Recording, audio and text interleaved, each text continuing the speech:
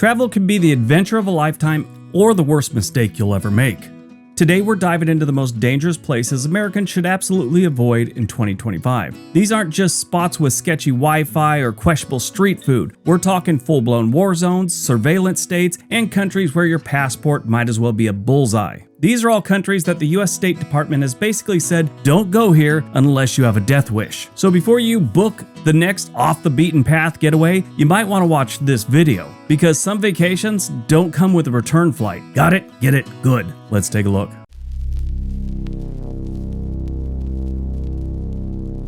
Number 15, Burkina Faso, where the sand isn't the only thing shifting. Once a quiet West African nation known for music festivals and friendly people, Burkina Faso is now the front line in a growing insurgency nightmare. As of 2025, it's a no-go zone for Americans unless you have a passion for dodging IEDs and ducking from crossfire between jihadist factions and military juntas, or juntas if you're in Alabama. Entire provinces have fallen out of government control, and extremist groups are actively hunting foreigners. Yes, hunting, as you are the prize. Kidnapping for ransom is common, and American passports are essentially a golden ticket, just not for a chocolate factory. There's no reliable medical infrastructure, no functioning embassy, and very little hope of rescue if things don't break your way. So unless you're looking to reenact Black Hawk Down, Burkina Faso edition, it's best to just stay out of the entire country.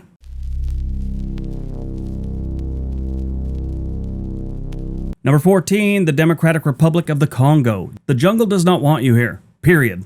The Democratic Republic of the Congo, or DRC, is a massive, beautiful, and tragically unstable country. This is a country that has more rebel groups than OnlyFans models driving $100,000 cars. And there's a lot of those girls.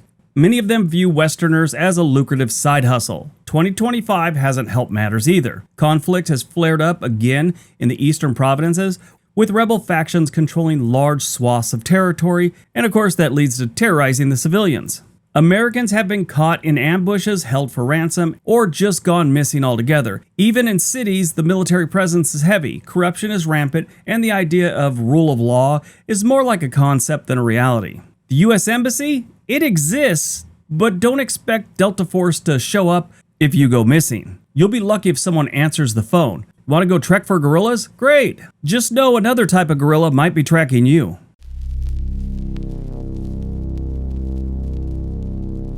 Number 13, Somalia. Pirates, warlords, and oops, you've been kidnapped. Somalia has been making headlines for all the wrong reasons since the early 90s. And spoiler alert, it's still a lawless danger zone. In 2025, the situation is as bad as ever. Al-Shabaab controls parts of the countryside. If you don't know, they're like a terrorist militia organization type thing. Think ISIS, Africa edition. Mogadishu is a fortress surrounded by chaos, and piracy's made an unironic comeback. You're not vacationing here, you're applying to be the main character in a hostage video. Foreigners, especially Americans, are prime targets for kidnapping, extortion, and propaganda. There's no functioning government to protect you, no infrastructure to support you, and no way to blend in. Aid groups operate under armed guards, and journalists barely last long enough to file a story. If you think you're brave enough to visit Somalia, ask yourself, is it the kind of adventure I want to explain to the State Department or have it written about in my obituary?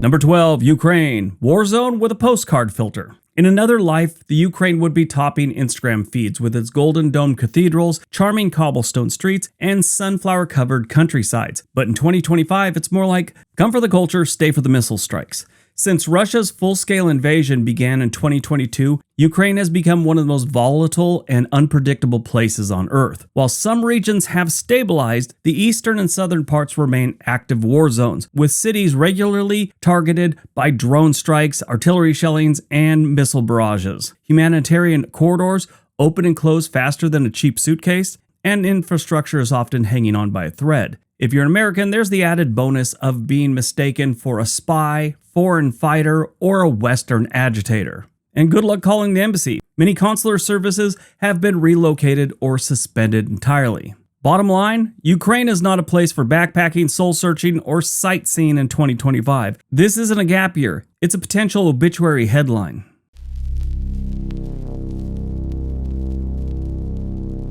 Number 11, Belarus. Europeans' grumpiest hermit. With KGB nostalgia, Belarus might be draped in snow and bordered by storybook nations like Poland and Lithuania, but don't be fooled by the frosty charm. This place is locked in a Soviet-era time warp under Alexander Lukashenko, who is also known as Europe's last dictator. Belarus has devolved into a paranoid surveillance state where oppositions get jailed, and smiling at the wrong statue could mean you're an enemy of the state and you're swooped up. The U.S. State Department has told Americans to leave in this statement. Due to the Belarusian authorities' arbitrary enforcement of local laws and the risk of detention, continued facilitation of the Russian war against Ukraine, and the heightened volatility, along with unpredictable nature of the regional security environment, do not travel to Belarus. For Americans, the danger isn't just theoretical. U.S. travelers have been detained at the border, interrogated without legal recourse, and even accused of being spies for things as innocent as owning a drone or snapping a photo in the wrong place. There's no U.S. embassy here to help you out either, so if you vanish into a Belarusian holding cell, your best hope is international outcry, and even with that, there's a waiting list. I don't think many Americans realize how bad it is in Belarus with this dictator. He's been in power for 30 years, and he does have the old Soviet-era KGB thing going on there.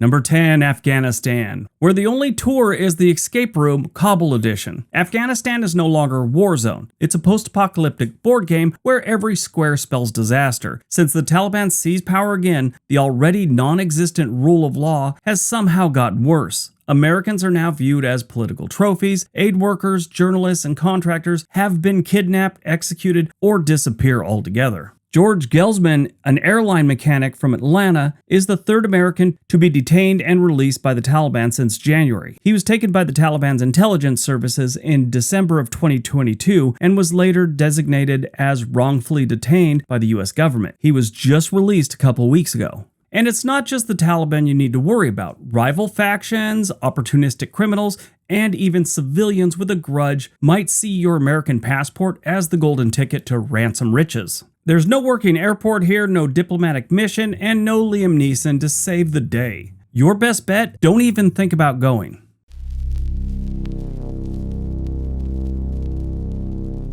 Number 9, Cuba, the forbidden mojito. After a brief honeymoon phase in the 2010s, U.S.-Cuba relations have crashed harder than a Havana taxi. In 2025, all direct tourism is effectively canceled. If you're an American thinking about sneaking via a third country, good luck. The U.S. authorities are cracking down hard, and you could come home to fines, legal trouble, or your name on a government list. That sounds like something out of Orwell. On the Cuba side, things aren't exactly welcoming either. You could be denied entry, followed during your visit, or harassed by local authorities. The Cuban government still views American tourists with deep suspicion, especially in politically sensitive areas. That beach vacation? More like a geopolitical headache. Yeah, for a while there, they were kind of letting Americans go back to Cuba, then things got wonky again and they told everyone to stay out. Beautiful country, it's just got some parts, and they are really poor.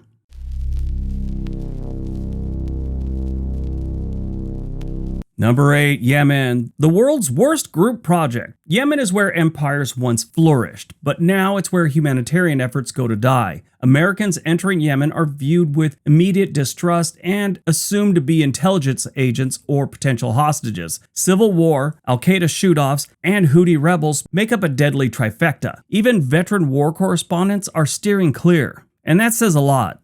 Financial Times listed Yemen as one of the top 7 countries Americans are most likely to be kidnapped. Back in 2022, 2 teenage girls from the U.S. went to visit family in Yemen. Now, they're Americans, they just have family living there. They were kidnapped. It took quite a lot of string pulling and negotiations with the help of Saudi Arabia to get these 2 girls back. They were on the verge of being trafficked. As an American, you're basically a walking liability. You'll have no backup, no safe zones, and no emergency exit plan. Medical care is non-existent. Checkpoints are manned by teenagers with AK-47s, and kidnappings are a common occurrence. Unless you want to end up in a ransom video or be held indefinitely without charges, skip the ancient ruins and opt for a coffee table book about Yemen.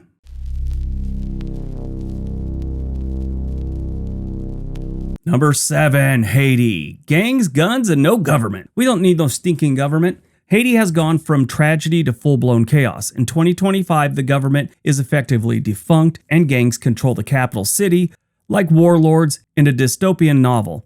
The U.S. has evacuated most diplomatic personnel and strongly advises Americans to stay out unless you're ready to play Who Wants to Be Kidnapped. Americans are valued targets here. There is no real police force, no safety net, and no way to guarantee even basic security. Hospitals are overwhelmed, roads are blocked and armed by groups, and your beach vacation could turn into a hostage standoff. Not even cruise ships are stopping by there anymore. The U.S. State Department gives Haiti its strongest recommendation not to travel there.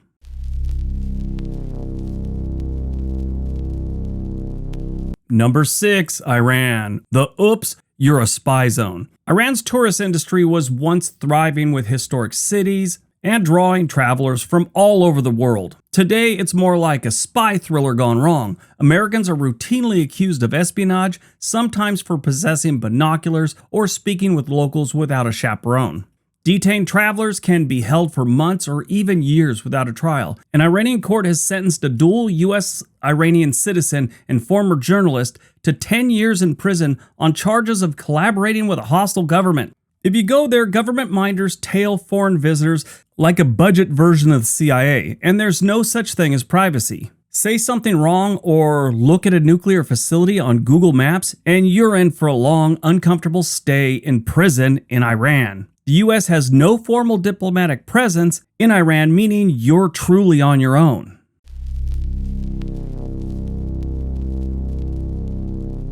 Number 5, Laos. You ever heard of it? A lot of people haven't, unless they know anything about the Vietnam War. But Laos is a landlocked country in between Vietnam, Thailand, Cambodia, and has a little stretch of land with China. And recently, Laos didn't make headlines when it quietly iced out American tourists. But make no mistake, it's a calculated snub.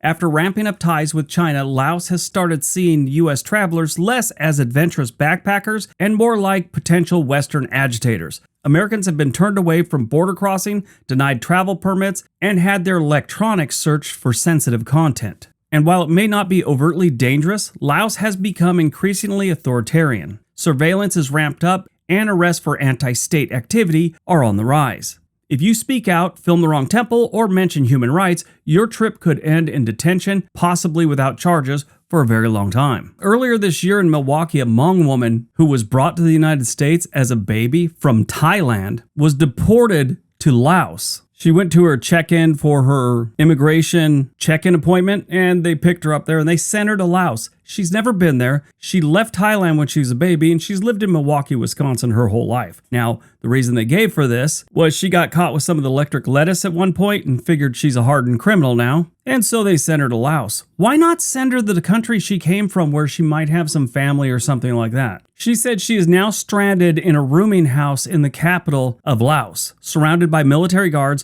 with little idea of what's going on next. Since our diplomatic channels are kind of strained right now, and they're really not communicating to the U.S. about what's happening.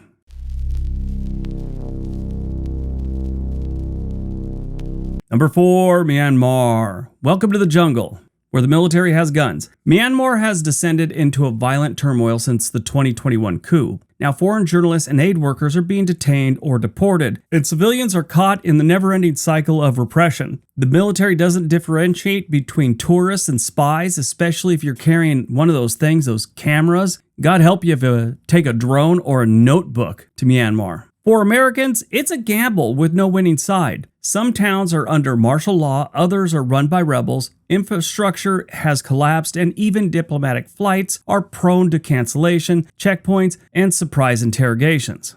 If you're arrested, you may not even be charged, just held indefinitely under national security laws. Tourism is dead here. The visitors are collateral damage. Funny thing about coups, they stop having elections right after the coup has happened. They always promise there'll be new democratic elections, like within 3 months or next year. Never happens.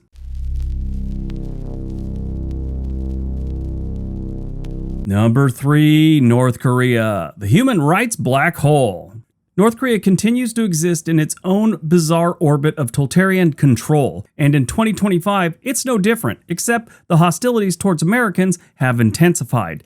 If you somehow make it into the country, you'll be watched 24/7, and even a misplaced hotel pin could be considered theft. Americans have previously been in prison for tearing down propaganda posters, leaving Bibles in hotel rooms, or simply asking too many questions. You'll have no communication with the outside world and no recourse if things go sideways. North Korea doesn't recognize dual citizenship, diplomatic protection, or basic human rights. Consider this your official, don't even think about it. Everyone remembers the Otto Warmbier incident. Warmbier entered North Korea as part of a guided tour group in December of 2015. On January 2nd, 2016, he was arrested at Pyongyang International Airport while waiting for a departure from the country. He was convicted for attempting to steal a propaganda poster from a hotel, for which he was sentenced to 15 years hard labor. Shortly after his sentencing in March 2016, Warmbier suffered a severe neurological injury from unknown causes and fell into a coma,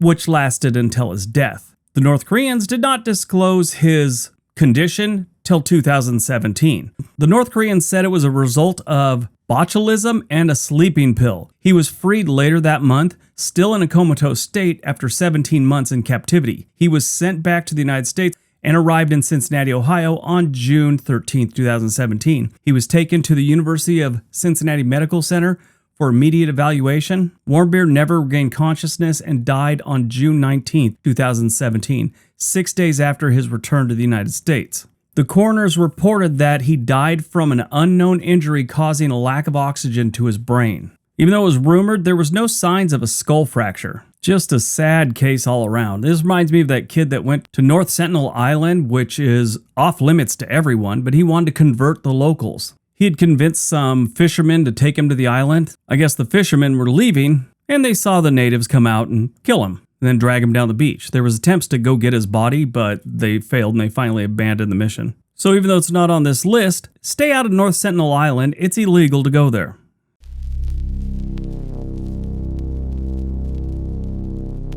Number 2, South Sudan, where the travel brochure is just a scream. South Sudan is practically lawless, sort of like Haiti. The nation's fragile peace agreement is hanging by a thread, and rival militias continue to wreak havoc. Americans are seen as both suspicious outsiders and lucrative kidnap targets. Tribal conflicts, rebel ambushes, and government corruption are everyday hazards. If you get sick, there is no functioning hospitals here. If you get robbed, the police won't come. If you get kidnapped, well, that's your problem, figure it out. The U.S. can't help you here. The embassy is largely abandoned and commercial flights are unreliable at best. The only thing you'll collect is trauma if you go here. All right, before we get to number 1, if you have not subscribed to this channel, we would really appreciate it if you did. And maybe go over to our other channel on this day and subscribe there. All the profits from that channel go to classrooms across the country. There's a link down below. All right, on to number 1.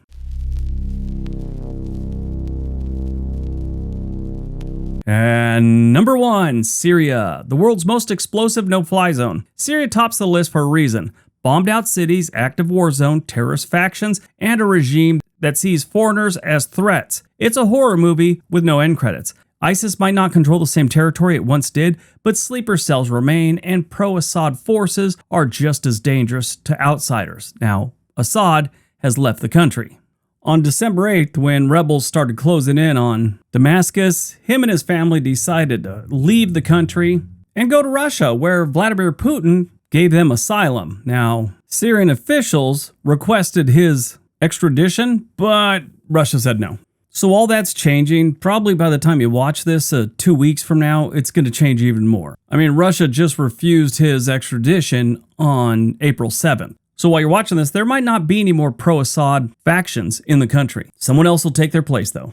So in conclusion, if your 2025 bucket list includes any of these destinations, you might want to swap it out for something with fewer warlords, less tear gas, and zero chance of indefinite detention. Adventure is great until it turns into headlines about American tourists being held hostage for questioning cultural norms.